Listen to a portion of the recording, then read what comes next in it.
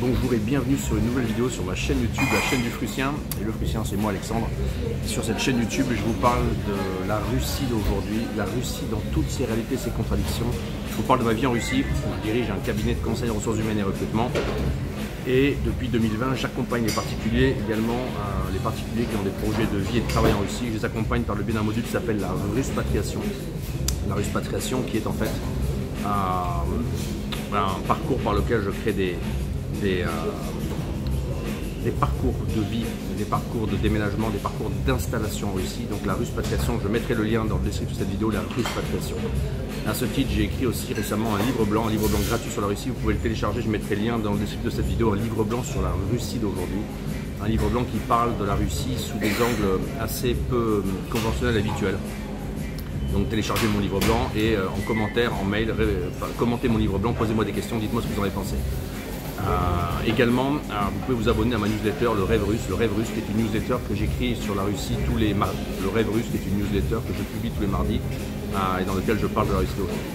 Et enfin, je vais faire une grande annonce dans les jours qui viennent. Il y a une grosse surprise qui arrive, j'ai une annonce à vous faire. Mais si vous voulez être au courant en priorité, vous pouvez vous inscrire à la mailing list dédiée à cette annonce pour être informé en priorité avant tout le monde de cette grande nouvelle.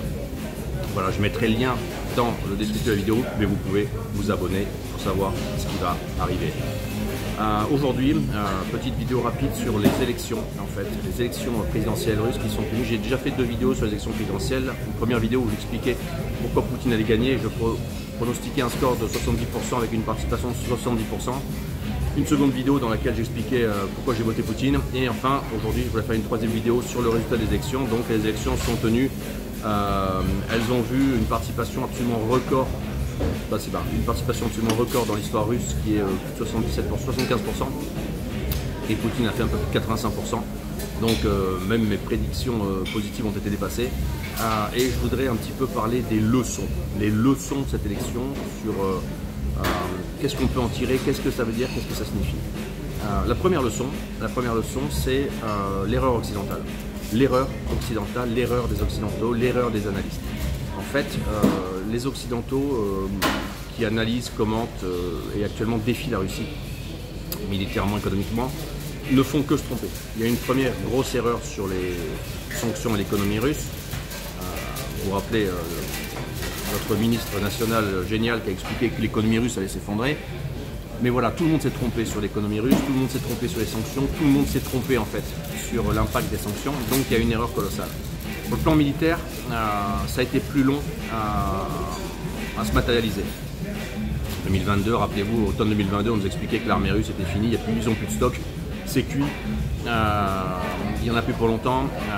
Force est de constater qu'en mars 2024, la situation est diamétralement inverse et qu'on voit que c'est symétriquement l'inverse qui se produit, c'est que ce sont les Européens, les Occidentaux qui commencent à manquer de stock et c'est la Russie qui avance sur toute la ligne de front. Donc là, il y a une deuxième erreur, l'erreur militaire. Et là, il y a une troisième erreur. Une troisième erreur, c'est une erreur sur le peuple russe, une erreur sur les gens en fait. Et l'erreur, elle vient elle vient de la représentation que les Occidentaux se font de la Russie en tant qu'écosystème, de la façon dont vivent les Russes et du peuple russe. En gros, c'est quoi? Les élections seraient falsifiées, les Russes n'auraient pas le choix, et donc Poutine est élu par défaut. C'est symétriquement l'inverse qui se passe en fait. C'est que les Russes ont le choix d'aller voter, de ne pas aller voter, de voter blanc, de voter pour un candidat, et surtout ils ont le choix de voter Poutine ou pas. Et en fait, ce que les élections ont montré en Russie, c'est que les Russes ont massivement voté. Ils ont massivement voté. La participation était élevée. Il y a eu une participation élevée. Les Russes sont allés voter, premièrement. Deuxième chose, c'est que pour qui ils ont voté? Ils ont voté quand même majoritairement pour Poutine. Il peut y avoir des fraudes par-ci et là, en local, j'avais déjà expliqué. Il peut y avoir un gouverneur dans une région qui dit on va un peu monter le score pour montrer au président qu'ici on nous apprécie. Ouais, ok. Il peut y avoir des fraudes en local, etc. Mais c'est pas grand-chose sur la masse. Donc en fait, les Russes sont majoritairement allés voter et ils ont majoritairement voté Poutine. Alors on va me dire oui, mais c'est en Russie, tout est truqué, allons voir dehors. Et bien dehors, c'est la même image qui se représente. C'est qu'en fait, il y a une participation maximale, très importante, la plus importante. Donc les Russes sont allés voter pour et contre Poutine. Pour le coup, on a vu qu'ils se sont manifestés. Pour qui ils ont majoritairement voté à l'étranger, ils ont majoritairement voté pour Poutine. Vous avez Poutine qui est élu au premier tour avec 50% en Amérique. Vous avez Poutine qui est élu avec 60% au Mexique. Donc, globalement, on attend les résultats en Europe, mais dans plusieurs villes d'Europe, il est déjà en tête. À Chypre, en Grèce, dans certaines villes en Allemagne, etc. Donc globalement, les scores de Poutine dans les pays non amicaux, dans lesquels les Russes sont peut-être plus soumis à la propagande du pays dans lequel ils habitent, dans lequel les Russes sont peut-être plus imprégnés par l'écosystème de pensée dans lequel ils vivent et qui sont peut-être plus détachés de la gouvernance russe et de ses obligations, en fait on s'aperçoit que l'effritement est très faible. Les Russes, majoritairement de l'étranger, sont allés voter Poutine. Et vous pouvez voir cette image, elle est très claire, c'est-à-dire qu'en fait vous avez les zones dans lesquelles, depuis 2022, il y a une forte immigration de Russes, là pour le coup des gens qui sont hostiles à la gouvernance Poutine, c'est l'Argentine, c'est l'Arménie, c'est la Serbie, des gens qui sont majoritairement partis de Russie pour aller s'installer là-bas. Et dans ces zones-là, effectivement, le vote pour un candidat qui n'est pas Poutine est plus élevé. Et donc en fait, mais dans ces zones-là, traditionnellement, les Russes qui habitaient avant l'apport humain des migrants, de la mobilisation et de la guerre, ils votaient pour Poutine. Vous aviez 1000 Russes en Arménie, ils votaient à 70% pour Poutine. Maintenant, vous en avez 2000, il y en a 1300 qui ne votent pas pour Poutine. Mais évidemment, les nouveaux arrivants sont anti. Mais voilà, donc en gros, la vérité, c'est que les Russes de l'étranger ont voté Poutine. Et que donc, malheureusement pour les Occidentaux, tout leur scénario, tout leur narratif, et donc toute leur représentation, réelle ou pas, on sait même plus ce qu'ils disent, est fausse. Et les Russes ont majoritairement voté Poutine. Donc là, il y a une énorme leçon, c'est l'erreur de compréhension de la cohésion et de l'unité des Russes dans la Russie, dans le monde russe et à l'international. Ça, c'est la première chose. La deuxième chose deuxième leçon peut-être qu'on peut tirer des élections, c'est le fait que il y a une espèce de, on va dire,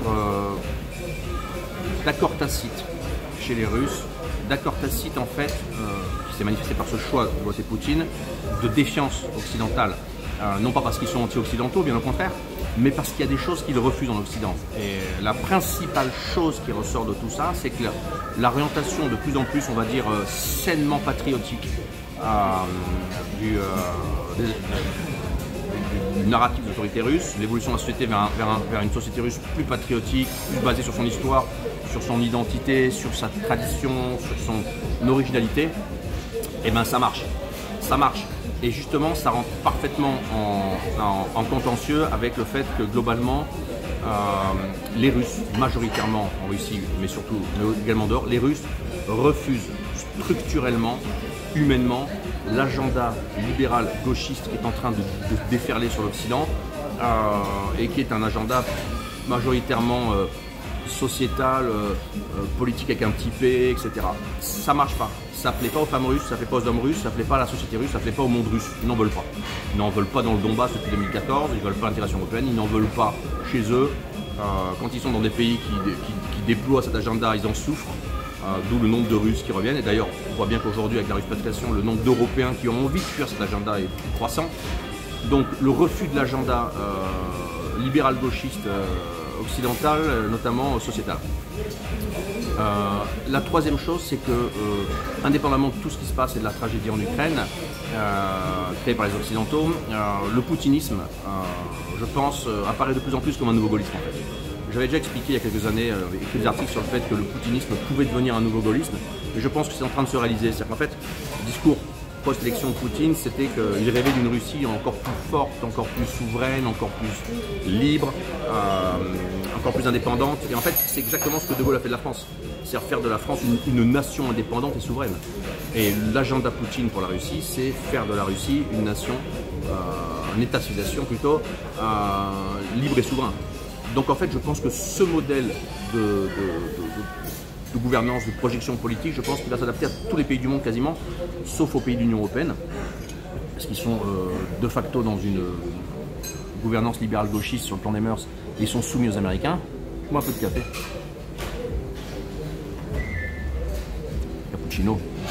Du grand café mania, le Bianca. Donc en gros, moi je crois que le poutinisme émerge via la Russie d'aujourd'hui comme une espèce d'affirmation de souveraineté. Et le fait de devoir mener une guerre préventive, une opération militaire spéciale, de prévention en fait de la Grande Guerre, d'énième attaque du monde russe, ben, c'est une démonstration de souveraineté. C'est tragique pour les pauvres Ukrainiens pris entre l'étau russe et l'étau américain, et qui sont manipulés et qui se font martyriser, mais quand on élit une mauvaise gouvernance politique, voilà ce qui arrive. Les Ukrainiens, de facto, appartiennent au monde russe. C'est une civilisation propre qui appartient au monde russe. Donc,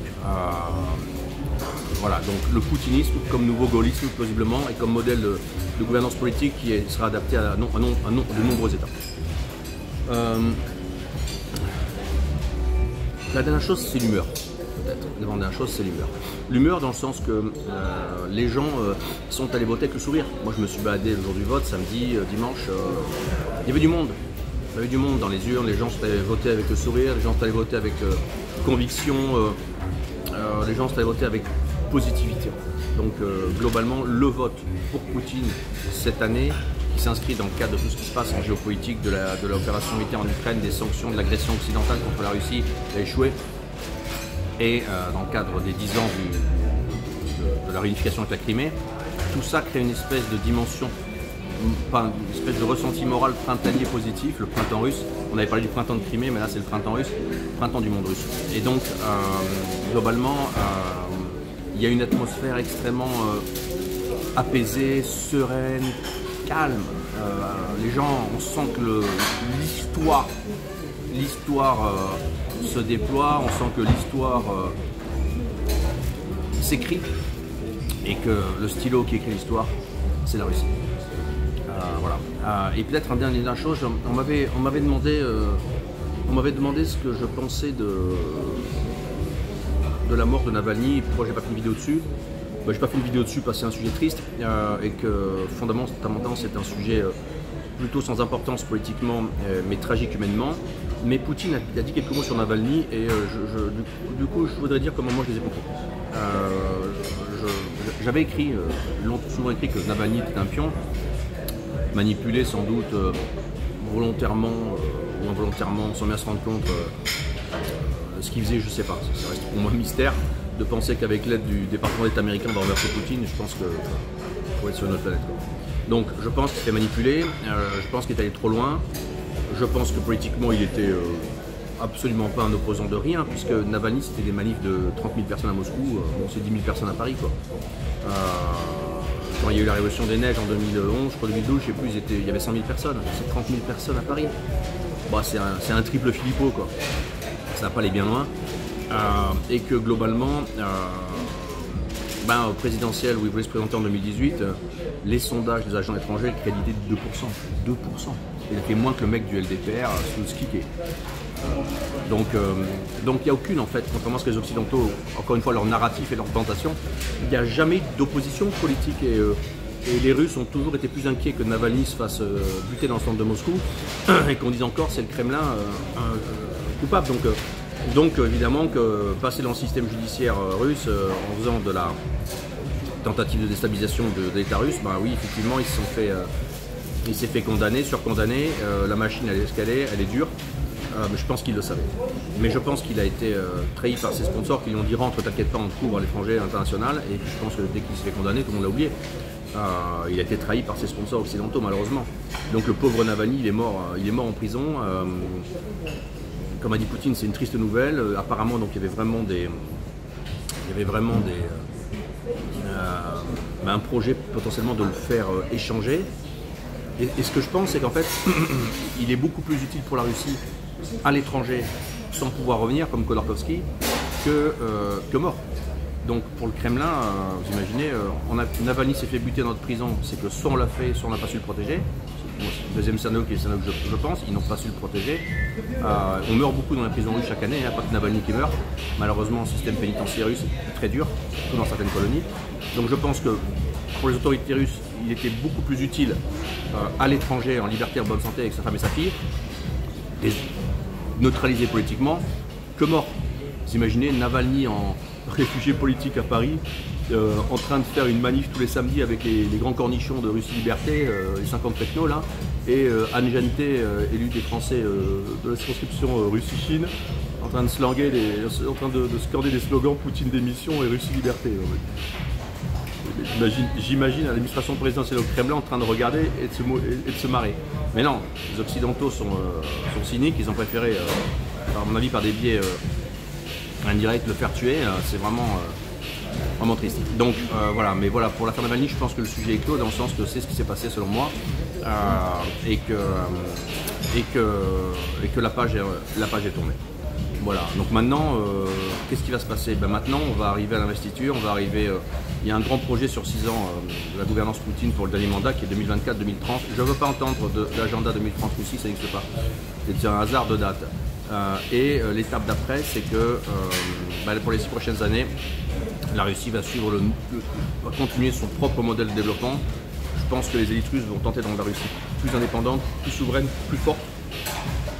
Et que le découplage national avec l'Occident va s'accélérer et que donc l'ancrage de la Russie dans un modèle propre que moi je qualifie comme un modèle d'Eurasie du Nord, c'est-à-dire le nord de l'Eurasie, la Russie va s'affirmer comme puissance nord-eurasiatique, va sans doute continuer. Voilà. Et je pense que le long chemin vers l'Europe de la Russie s'est arrêté avec l'opération militaire spéciale, mais peut-être que finalement c'est le chemin de l'Europe vers elle-même qui s'est arrêté parce que l'Europe est devenue trop occidentale et trop américaine. Voilà, c'est tout pour aujourd'hui. Petite vidéo sur le résultat des élections. Vous avez vu, les Américains reconnaissent que Poutine est président, les Français non. Je crois que les pitreries vont continuer et je pense que ça va pas agrandir l'image de la France. Mais il reste un peu d'espoir, comme a dit Poutine. La France pourrait bifurquer sa position et se placer comme une puissance clé pour entamer et participer à la création d'une sortie de crise en Ukraine vers l'arrêt de la guerre et vers la paix. Comme a dit Poutine, il reste un peu d'espoir pour la France. Voilà, c'est tout pour aujourd'hui. Je vous dis à très bientôt sur une nouvelle vidéo sur ma chaîne YouTube. Abonnez-vous, likez cette vidéo, partagez ma chaîne. Suivez-moi sur Telegram, Instagram et X. Et moi je vous dis à très bientôt. N'oubliez pas, une grande annonce dans les jours qui viennent.